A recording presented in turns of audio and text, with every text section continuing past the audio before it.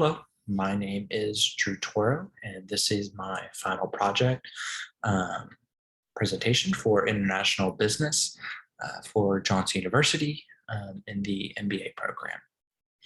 The country I decided to look into and do more research for this project was Mexico. And the business I kind of wanted to kind of suggest in starting in Mexico as an international business would be a bed and breakfast.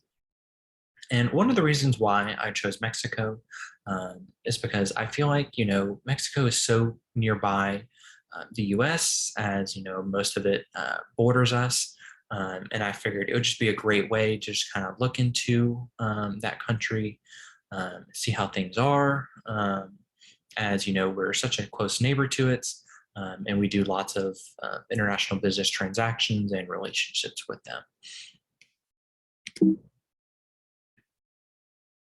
So first, let's look at the kind of overview of the country.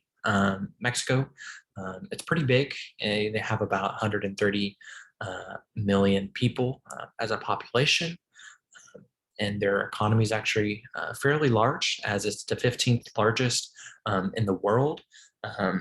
And then in comparing to just only Latin America, it's the second largest of them. Unfortunately, in Mexico, they do have some extremes of both the super rich and also the really poor. Um, because of those extremes, they don't have much of a middle class, which basically means that people there, it's either super rich or super poor. And the main language spoken in Mexico is Spanish. And they also have a wide history and very rich culture that is very interesting to look into and know about.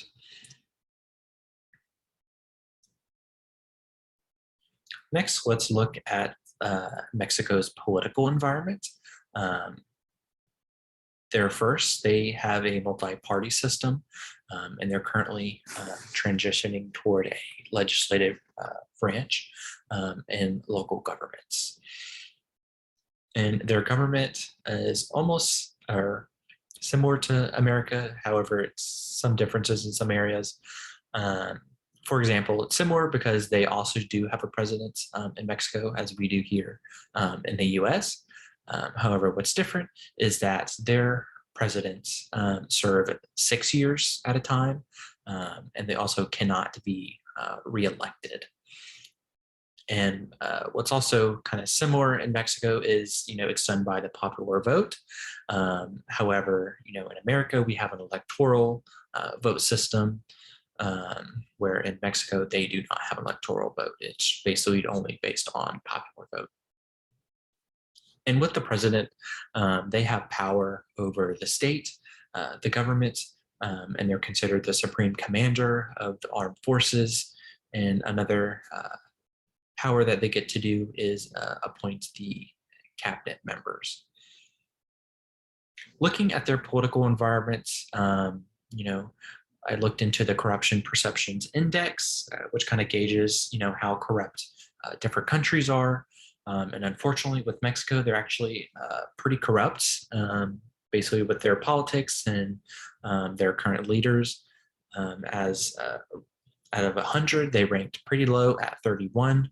And when comparing it to 180 countries, they ranked, again, fairly low at 124. Currently, in their environment as of right now and today, their president is actually under some fire. The people are not liking him and the way that he's been handling things, especially the way that he handled things, or therefore lack of, after the COVID-19 hit and caused a huge recession. They're basically putting him under fire because he didn't stimulate the economy as much. Which, as we know here in America, they did lots of things to help stimulate the economy, such as do the stimulus checks to get, money back in people's pocket to kind of encourage them to do spending, and also the child tax credits to help stimulate the economy as well. because unfortunately in Mexico, their president didn't do enough in that, so they're still kind of lagging behind.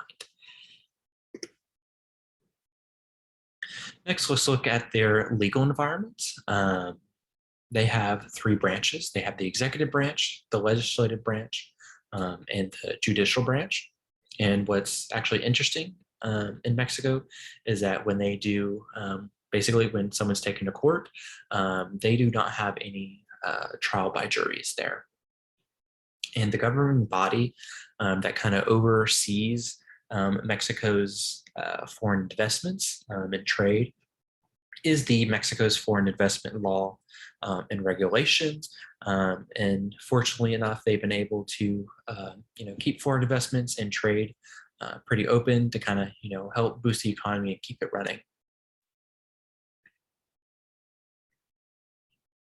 Next, let's look at Mexico's economic environment.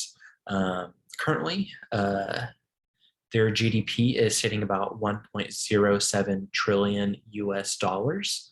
And then kind of at this photo here is a graph of their GDP from 1960 to 2020. As you can see, it's always been slowly rising.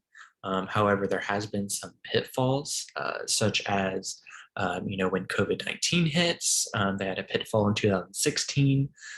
They had a pitfall in 2009, which is more than likely probably related to the market crash and the recession that America also felt in 2008, 2009 time period. They also had a pitfall in 2003. But fortunately enough, with every downfall, there's always a booming that comes after it. And they've been slowly on the rise since the 1960s. And mainly based on their economic environments and how they've been able to do things, it's mainly built on trade with their exports, which we'll later get into. Next, let's look at their monetary environments.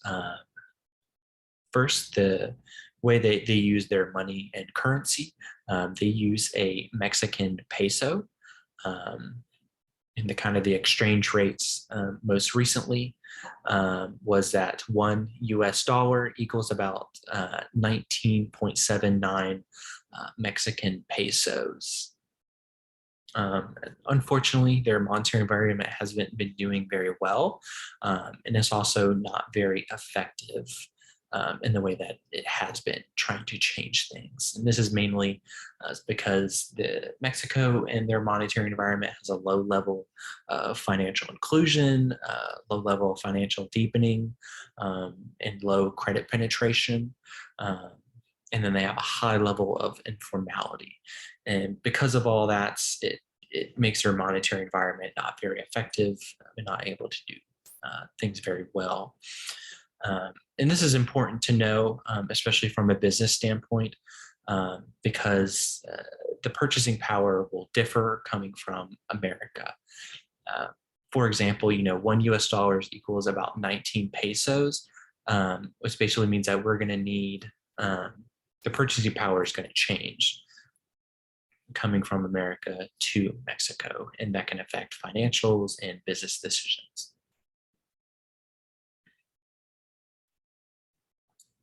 Next, let's look at Mexico's trade environment. This is, something that they do very well. They export a lot of things. Their main exports are things related to cars, electrical machinery, telecommunication, office machines, and other industrial machinery parts, as they have lots of facilities, manufacturer companies over in Mexico to help export these items.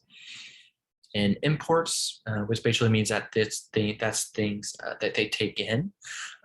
It's actually very similar to their exports, ironically, but what's different is about 5% of their imports make up of petroleum, which is oil. Which that's probably mainly because they don't have the oil fields to kind of stay self-sufficient. So they're having to import that in. In terms of agriculture, they have very rich agriculture and lots of crops that they grow there. Some of the most popular ones is coffee, sugar, oranges, avocados, limes, cattle, and fish. This is a lot of things that the U.S. actually buys from Mexico that we import. And the countries that Mexico exports to, which basically means sends things to, is mainly to the U.S., probably because we are a very big economy and we also are just their neighboring country. But about 74% of their exports is to us in America. And then Canada is about 3%, same with China. And then 1% is sent to Germany and Japan.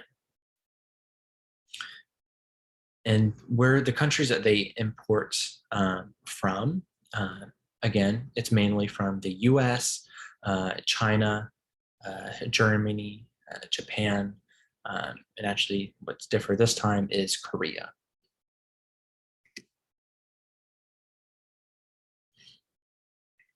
And in addition to their trade environments, I also wanted to go into some free trade agreements, as this plays a big role in their country. First is NAFTA, which stands for the North America Free Trade Agreement. This started in 1994 and only just recently ended. But the purpose of this free trade agreement was to eliminate tariffs, protect intellectual property, and implemented labor and environmental safeguards.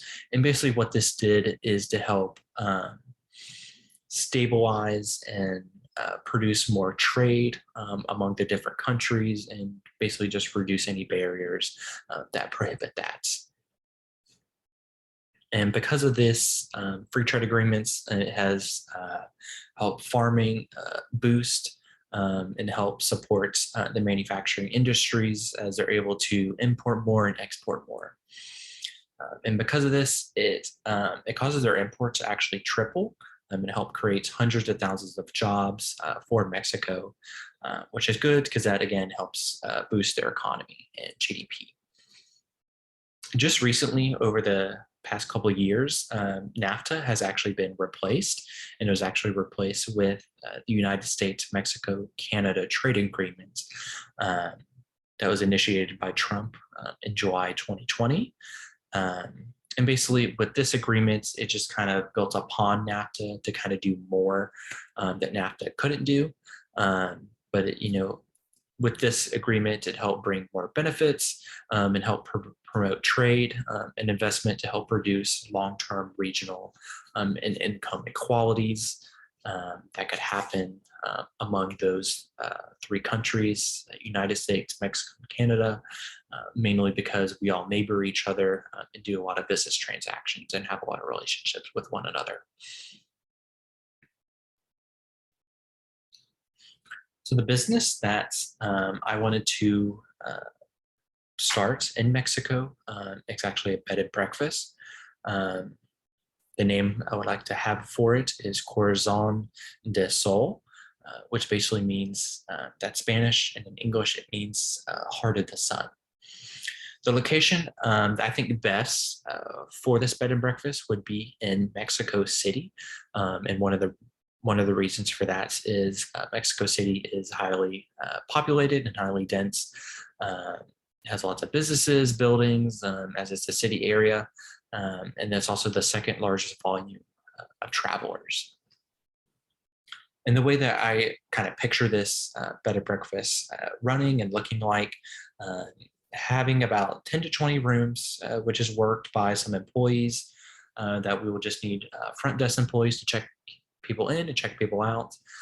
We'll need a housekeeping staff to clean and turn over the rooms, a chef, because every day there will be free breakfast offered and made to order for the people and the guests in the rooms.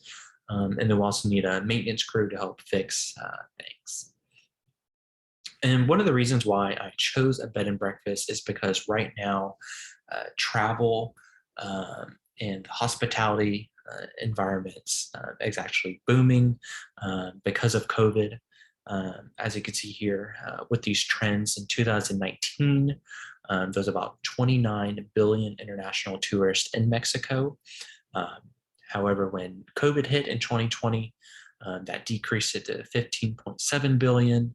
And then just this past year in 2021, um, it's getting close to pre-COVID times, as it was at 20.1 billion international tourists. And then I would even say in 2022, right now, I would say it's going to, by the end of the year, it's going to succeed 2021. And I think this is just a great time to just capture that demand there that is just booming and soaring right now. So the best entry method coming from America to Mexico to start this bed and breakfast, the best method to do this would be through an acquisition. Basically what this means is you just buy an existing business or buy existing property or similar to that and take over for it. And the business that I actually picked out that I think would be great is a hotel that's pretty small. It's called Eco Hotel, and it's in Mexico City.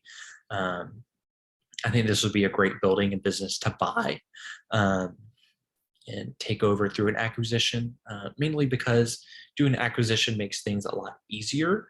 As we already have the existing building, we already have the resources and employees, and they already have the knowledge of kind of how that area and how that business is already ran. And it allows for a quick transition for us to take over, as kind of what we mainly need to do is just rebrands, get new signs, kind of redesign the rooms to kind of fit the new bed and breakfast vibes, and just kind of update any websites and technologies that need to be done so.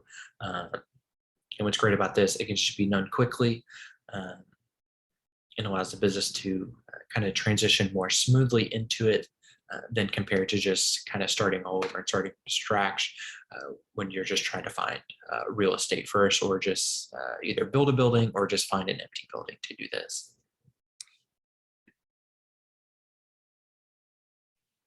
Next, let's look at the culture of what things are like in Mexico and how people think and how people act. First, about 90% of the people in Mexico City speak Spanish.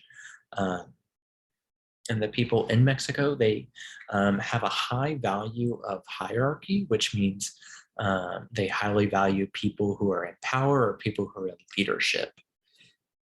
And another thing that they value is family and doing things collectively, which basically means they prefer to just make decisions as a group or as a team. And they also highly value their family, as it's really important to them. It's basically one of those things where it's like, you don't want to be disowned by your family, and they do a lot to take care of them. Because they take care of them when they were younger, and they're not going to take care of their family when they get older. Another interesting thing about their culture and their values is that they're more likely to follow the rules and traditions, and also they're more likely to resist innovation. They're type of the people where if this is the method that's been done for many years now, they're just going to continue doing that, and they don't want to change that up because it's always worked. This is good to know from a business standpoint, especially when you're coming in and doing an acquisition and changing things. We just kind of have to have a lot of communication with them and just kind of explain things with these changes, and kind of explain to them, why this is happening and why there needs to be more innovation, because it can help, boost sales and boost customer satisfaction. And when we compare these ratings that Mexico has to the US, this is based on the Hofstede's insights. Mexico has a high value of, following rules and innovation or resisting innovation, um, out of 82 out of 100, where compared to the US, it's pretty low at 42.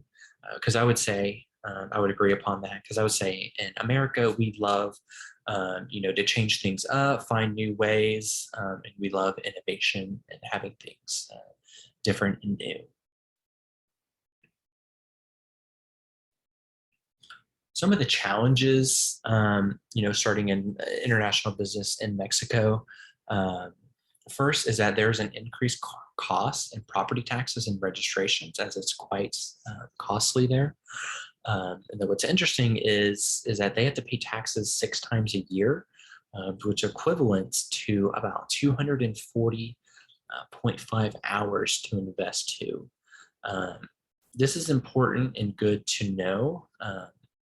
From a business standpoint, because that's going to be a change, and that's something that we're going to have to make sure we have enough resources, such as money and time, allocated to that, to make sure we are still able to sufficiently run the business effectively. The next challenge is, it's going to be a different language, as they speak Spanish there mainly, and it's a different culture, as I just talked about the different cultures, values that they have there. We're just going to have to keep that in mind, just kind of learn their ways, um, just so that we can have a smooth transition there and kind of adapt to their lifestyles and values. Some of the opportunities that I kind of found that would be great being in Mexico, is first to be able to work with fair trade farmers and businesses, because I think Mexico has a very great and rich opportunity for agriculture, as I feel like, being in the country and everything's local, you can have fresh crops, fresh drinks, and I think that's something that the bed and breakfast can kind of capitalize on, because I want our chef to be cooking these fresh crops that come from the local area. I think it's a great way to kind of promote that to our guests, that, we support local businesses, and we're, supporting fair trade farmers, because it's better to do the right thing, compared to some other businesses that don't, that kind of take advantage of their employees or their farmers or their industrial workers. Another great opportunity, and what's great about Mexico, is the fair trade agreements that I kind of talked about earlier.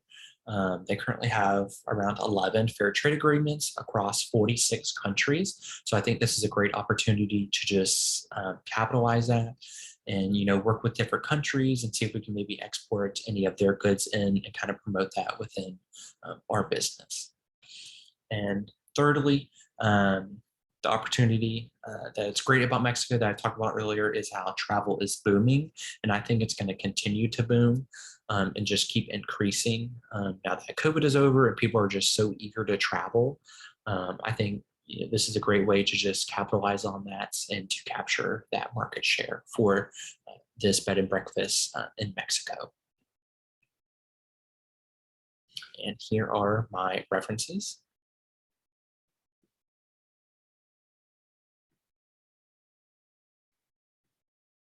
Thank you.